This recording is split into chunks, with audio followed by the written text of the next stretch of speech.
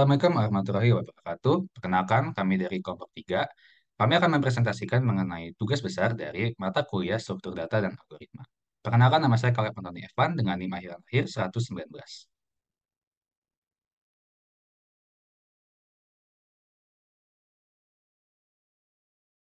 Perkenalkan, nama saya Pratama Firmansyah Maulana dengan NIM 23105121118. Perkenalkan, saya Zahir Fakri Ahmad dengan NIM 231512102. Perkenalkan, nama saya Mirza Satrio Yudi Aristi dengan NIM 23105121128. Perkenalkan, saya Muhammad Febri Masyudi dengan NIM 23105121095. Dalam tugas besar kami membuat 5 program yang berbeda, di mana kelima program tersebut dapat diakses dari satu program utama, yaitu program menu, yang nantinya dari menu tersebut akan mengakses program-program dari struktur data berdasarkan pilihan dari pengguna itu nanti. Begitu. Program kami yang kami buat itu adalah program visualisasi dan operasi dari struktur data. Dari materi yang kami ambil dari mata kuliah struktur data dan algoritma yaitu adalah materi stack, queue, double linked list, dan juga binary tree. Nah, pengguna itu dapat melihat bagaimana sebuah data itu disusun berdasarkan struktur data yang dipilih. Selain bisa melihat, pengguna juga bisa melakukan operasi seperti misalnya dalam stack ada operasi pop dan push, lalu dalam materi queue ada enqueue dan dequeue, lalu dalam materi double linked list ada tambah depan, tambah belakang, ada hapus list, dan dalam binary tree ada yang menampilkan in order, post order, dan pre-order. Selanjutnya saya akan menjelaskan bagaimana sintaks dalam eh, program utama kami yaitu program menu, di mana kami memberikan variabel integer choice untuk nantinya pengguna dapat memilih menu yang akan dibuka. Yang pertama, data yang kami sediakan itu adalah data berupa integer yang berbentuk 1, 2, 3, 4, dan 5. Nah, data ini nanti akan bisa dilihat dari struktur-struktur yang kami sediakan. Misalnya, data tersebut bagaimana penglihatannya dalam struktur stack, bagaimana dalam struktur queue, bagaimana tentang dalam struktur list, bagaimana dalam struktur graph, dan eh. Nah, lanjut dari program ini pengguna akan diminta untuk memasukkan nilai yang akan menjadi pilihan apa saja struktur yang akan ditampilkan. Misalnya nomor satu, jika case-nya itu satu, maka sistem akan menjalankan wastak.exe atau program dari struktur data stack. Jika masukannya dua atau case dua, maka sistem akan menjalankan wasq.exe atau program dari struktur data queue. Lalu jika case-nya tiga atau inputnya tiga, maka sistem akan menjalankan wasgraph.exe atau graph yang berbentuk binary tree. Lalu jika case 4, maka sistem akan menjalankan waslinklist.exe atau program yang merupakan struktur data dari double linked list. Oke, saya akan menjelaskan tentang bagian dari UAS tadi, yaitu menu stack.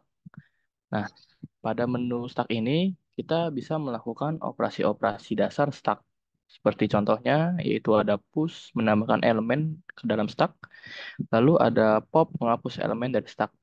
Nah, stack ini menggunakan sistem LIFO, last in, first out, yang berarti jika kita memasukkan data ke dalam antrian yang terakhir, maka data yang terakhir tersebut adalah data yang keluar pertama kali.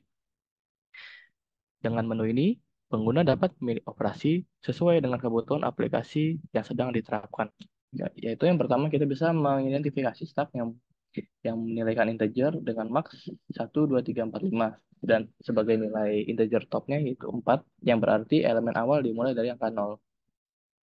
Lalu program yang kedua kita mengecek stack apakah penuh. Nah, jika penuh, maka fungsi nilai top maksnya akan dikurangi satu. Ini berguna untuk mengembalikan nilai true jika stack penuh. Yang berarti jika nilai false tidak akan mengembalikan nilai tersebut. Lalu yang kedua, mengecek fungsi apakah stack kosong. Di sini menggunakan isempty yang berguna untuk mengembalikan nilai true jika stack kosong. Yang berarti jika stack kosong akan menjalankan nilai true dan jika tidak akan mengembalikan nilai false. Lalu yang selanjutnya boleh digeser ke bawah. Setelah itu kita untuk menambahkan elemen stack ke dalam push. Nah, jika elemennya tersebut telah penuh, maka program akan mencetak stack penuh. Jika tidak, kita akan dapat memasukkan program dengan programnya akan mencetak elemen %D berhasil ditambahkan. Yang berarti %D adalah elemen yang tadi kita masukkan ke dalam program. Lalu selanjutnya kita akan menghapus elemen dari stack, yaitu menggunakan fungsi pop. Jika stack ini is empty, maka program akan mencetak stack kosong. Dan jika tidak, program akan mencetak elemen %D berhasil dihapus. Yang berarti elemen %D ini berhasil dan dapat kita hapus. Lalu yang selanjutnya bisa digeser lagi ke bawah. Jika sudah, fungsi untuk menampilkan elemen-elemen dalam stack yaitu display. Nah, pada display ini kita akan menampilkan semua elemen yang terdapat dalam stack. Bisa tadi kita telah menggunakan push dan kita menggunakan pop. Oke, kita langsung ke programnya. Jika program tersebut kosong, maka akan kosong. Boleh digeser ke atas sedikit? Ya, oke. Jika tidak, program akan mencetak elemen dalam stack yang berarti elemen-elemen telah dicetak pada stack tersebut. Selanjutnya, tab elemen ditampilkan pada baris baru dan elemen atas diberi label top untuk menunjukkan posisi dalam stack. Fungsi ini untuk melihat secara visual elemen-elemen yang ada dalam stack dan urutannya. Oke, selanjutnya saya menjelaskan dari struktur pilihan QQ. Pertama dalam kode ini kita ada inisialisasi dulu. Di sini ada inisialisasi Q-nya, max-nya itu di 5, 1, 2, 3, 4, 5. Terus menginisialisasi front juga rear. Front ini untuk indeks elemen depan dan ya rear-nya untuk indeks elemen belakang. Lalu selanjutnya ada fungsi bool, yaitu yang is full dan juga is empty. Di is full ini digunakan untuk mengecek apakah queue-nya penuh, dan yang empty ini untuk mengecek apakah queue-nya kosong. Selanjutnya di bawah ada fungsi void NQQ, maksudnya itu adalah fungsi yang akan menambahkan queue-nya itu ke depan, untuk menambahkan queue. Dan kalau yang di QQ ini untuk menghapus antrian, untuk menghapus queue-nya. Tolong ke bawah, Lab. Pada fungsi QQ di sini kita memakai if else. Kalau misalkan queue-nya sudah penuh, maka akan keluar keluar eh, keluar dari printf-nya itu yaitu queue penuh. Kalau belum, dia akan memasukkan queue ke dalam antrian, masukkan nilai ke dalam antrian. Selanjutnya pada fungsi QQ juga kita sama menggunakan if else. Kalau queue-nya kosong, eh, akan menuliskan queue kosong. Kalau enggak, dia akan langsung ngurangin. Kalau queue-nya pada saat kosong, terus kita memilih untuk menghapus, maka akan keluar queue kosong itu. Selanjutnya kita masuk ke fungsi void display. Ini untuk fungsi untuk menampilkan queue yang ada pada saat itu. Ya, jadi di sini kita mau tetap memakai if else, dengan di else-nya itu ada juga loop for-nya untuk menampilkan queue-nya pada saat itu. Lalu pada fungsi main, ke bawah sedikit, Lab. Ya, ya cukup. Nah, di sini kita memakai fungsi inti dari fungsinya, kita memakai switch case. Ya, itu pertama kita menginisialisasi choice untuk kita bisa memilih dari switch case-nya itu. Di case pertama itu untuk memasukkan nilai, ya untuk NQQ yang tadi. Di case kedua itu dipanggil DQQ-nya yang untuk menghapus nilai dari QQ-nya dari antrian. Di case ketiga itu ada display untuk menampilkan antrian pada saat itu. Dan yang ketiga ada untuk exit. Baik, yang selanjutnya adalah menu program untuk materi atau modul Binary Spirit Tree untuk graph.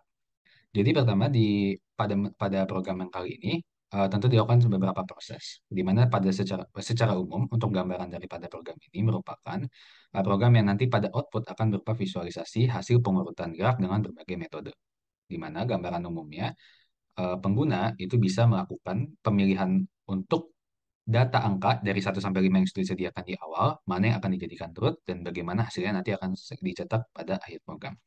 Kemudian saya akan menjelaskan lebih dulu untuk beberapa proses-proses yang terjadi di dalam program ini. Yang pertama ada proses pembacaan memori data atau pengolahan elemen yang kita menggunakan struct untuk mengolah node-node yang ada. Di mana hal ini adalah untuk mendefinisikan setiap node yang ada. Kemudian kita juga ada fungsi untuk membuat node baru. Dan kemudian setelah itu kita akan ada fungsi untuk menambahkan elemen ke dalam binary spinning tree untuk dilakukan proses pengolahan datanya. Di mana penambahan elemen ini akan dilakukan pengecekan apakah nilai root itu bersifat null. Jika root itu bernilai null, maka fungsi create node data dipanggil untuk membuat node baru dengan nilai data. Dan node ini kemudian dikembalikan sebagai hasil fungsi dari insertnya. Sedangkan jika root tidak bernilai null, fungsi akan berlanjut untuk menentukan apakah nilai data yang dimasukkan lebih kecil atau lebih besar. Ini sudah masuk ke dalam proses pengurutan data.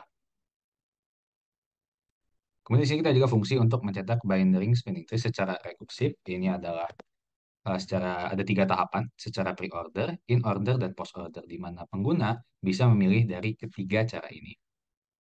Yang pertama ada pada pre-order atau pencetakan binary spinning tree graph secara pre-order, di mana pada node saat ini pertama-tama node akan diproses terlebih dahulu, kemudian akan dilanjutkan dengan subtree kiri yang dapat diringkas dengan root, left, and right.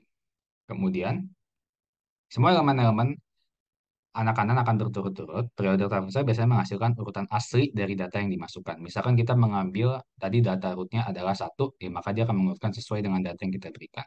Misalkan kita mengambil rootnya itu 2, maka yang akan ditampilkan adalah rootnya dulu, 2 dulu, baru akan diurutkan. Berarti 1, 3, 4, dan 5.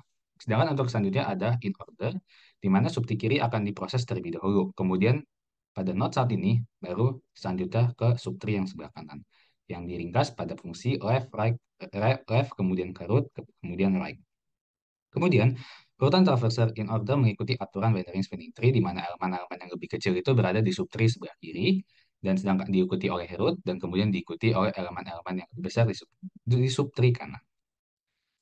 Kita akan langsung lanjut yang ketiga, itu adalah metode atau cara yang secara post order, di mana pada post order subtree kiri akan diproses terlebih dahulu, kemudian baru subtree kanan, hampir mirip dengan yang in order. Dan urutan traversal post order biasanya akan mengunjungi subtree kiri terlebih dahulu, kemudian subtree kanan, dan terakhirnya baru root. Sedangkan pada in order tadi, rootnya itu yang di tahapan kedua, baru ke kanan. Kalau ini dia ke kanan dulu, baru ke root.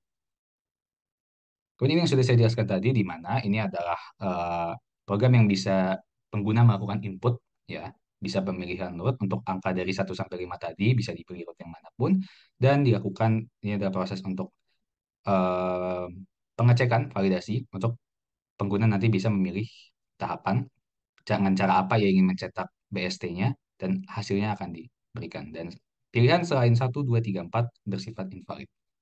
Yang selanjutnya akan dijelaskan oleh rekan saya, Mirza. Ya, baik. Terima kasih untuk Kaleb.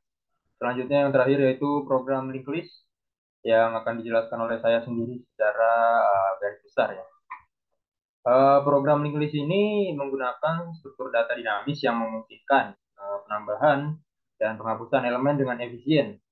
Pada inti program terdapat struktur node yang terdiri dari 2 anggota, data yang menyimpan integer dan next yang merupakan pointer ke node berikutnya.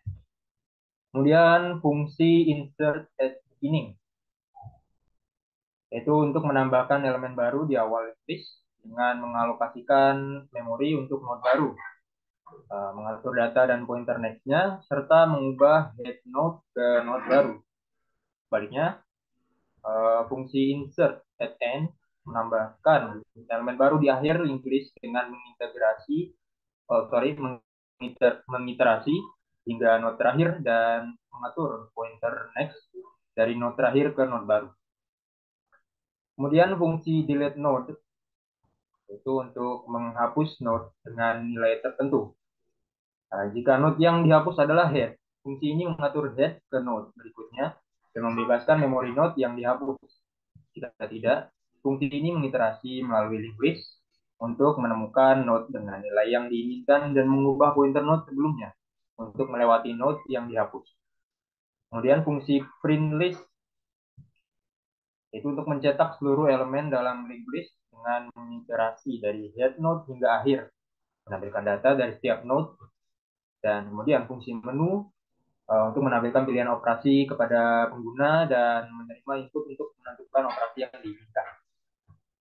Dalam fungsi main, program menginisialisasi linked list dengan data 1, 2, 3, 4, 5 menggunakan insert at beginning.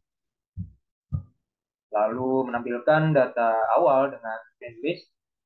Selanjutnya, program masuk ke loop utama yang terus menampilkan menu hingga pengguna memilih untuk keluar.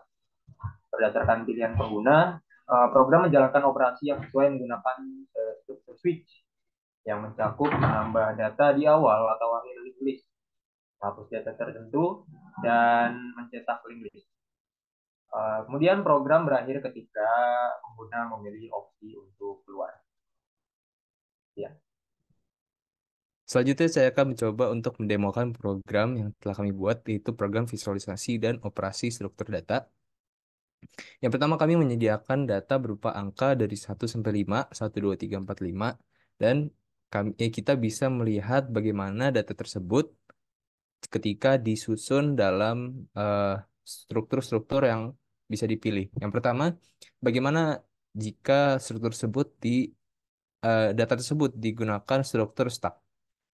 Kita akan memasukkan angka 1 untuk memulai operasi stack.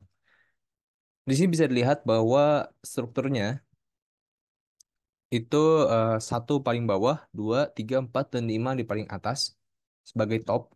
Lalu kita bisa melakukan operasi. Yang pertama ada push untuk memasukkan data ke dalam stack. Kita contohkan. Kita contohkan nomor 6, angka 6. Lalu tulisan elemen 6 berhasil ditambahkan. Lalu ketika kita tampilkan dengan milih menu nomor 3, kita bisa lihat bahwa 6 itu ditaruh paling atas dan menjadi top. Selanjutnya, jika kita melakukan memilih menu nomor 2, yaitu menu push, menu pop, maaf, kita akan mengeluarkan data dari stack. Nah, untuk stack, data akan dikeluarkan dari paling atas. Jadi kita pilih pop, maka elemen 6 berhasil dihapus karena 6 adalah elemen paling atas atau topnya. Lalu ketika kita pilih display lagi, maka elemen dalam stack menjadi paling atasnya itu 5. Oke, kita akan exit, kita akan mengganti ke struktur data yang lain. Ini kembali datanya itu masih sama, 1, 2, 3, 4, dan 5. Kita akan memilih nomor 2 yaitu Q, struktur data Q. Di sini bisa dilihat bahwa nomor 1 itu terdepan, lalu 2, 3, 4, dan 5 itu paling belakang. Nah, di sini ada 3 menu, yaitu NQ atau menambahkan antrian, DQ atau mengeluarkan antrian, dan menu display. Oke, kita akan mencoba NQ terlebih dahulu. Lalu nilainya ada angka 6. Lalu ketika kita tampilkan lagi, maka dilihat bahwa nomor 1 masih paling depan dan nomor 6 yang paling belakang. Lalu ketika kita melakukan DQ atau menu nomor 2, kita dilihat bahwa elemen 1 berhasil dihapus. Dan ketika kita tampilkan lagi, bahwa maka data nomor 2 adalah data terdepan dengan 6 masih yang paling belakang. Itu untuk menu Q. Selanjutnya kita akan kembali ke menu awal. Kembali datanya masih sama, data 1, 2, 3, 4, 5. Kita menggunakan graph binary tree, yaitu menu nomor 3. Nah, Untuk graf ini kita bisa memilih root-nya. Jadi dari data yang kita punya, 1, 2, 3, 4, 5, kita mau root-nya yang mana. Misalnya saya contohkan root-nya itu nomor 3. Nah, maka dalam program root-nya sudah menjadi nomor 3. Selanjutnya, ada menunya, itu yang pertama pre-order, yang kedua in order, dan yang ketiga post order. Kita akan mencoba untuk yang pre-order. Dia akan menampilkan BST secara pre-order dengan root-nya itu 3. Lalu jika kita memilih menu in order nomor 2, maka akan menampilkan sesuai dengan urutan dari kecil ke besar. Lalu jika kita memilih post order, maka kita akan melihat bahwa root-nya itu nomor 3 yang paling belakang. Selanjutnya kita exit kembali ke menu utama. Datanya masih sama 1, 2, 3, 4, 5. Dan yang keempat adalah menu link list. Data awalnya sama 1, 2, 3, 4, 5. Lalu kita bisa memasukkan data di awal dan di akhir dan bisa dihapus data. Kita akan mencoba untuk masukkan data dulu di akhir, di awal. Kita mulai dengan angka 0. Nah, lalu kita masukkan data di akhir dengan data 6. Lalu kita akan melihat bagaimana data tersebut akan disusun. Nah, di sini bisa dilihat bahwa datanya awalnya tadi 1, 2, 3, 4, 5. Setelah saya menambahkan di awal 0, lalu di akhir 6, datanya akan menjadi 0, 1, 2, 3, 4, 5, 6. Seperti itu. Lalu kita mencoba untuk hapus data. Masukkan data untuk dihapus. Misalnya saya pilih data yang di tengah yaitu angka 3. Lalu kita tampilkan lagi. Maka bisa dilihat bahwa angka 3 sudah dihapus. Jadi di sini linknya dari 2 tadinya ke 3 menjadi 2 langsung ke 4. Begitu 4 langsung ke 2, tidak ada 3. Lalu kita bisa exit dan balik ke menu utama dan em, kita pilih exit lagi, maka kita akan keluar dari program. Sekian dari presentasi mengenai proyek untuk kelompok kami. Mohon maaf jika ada salah kata. Terima kasih atas perhatiannya. Assalamualaikum warahmatullahi wabarakatuh.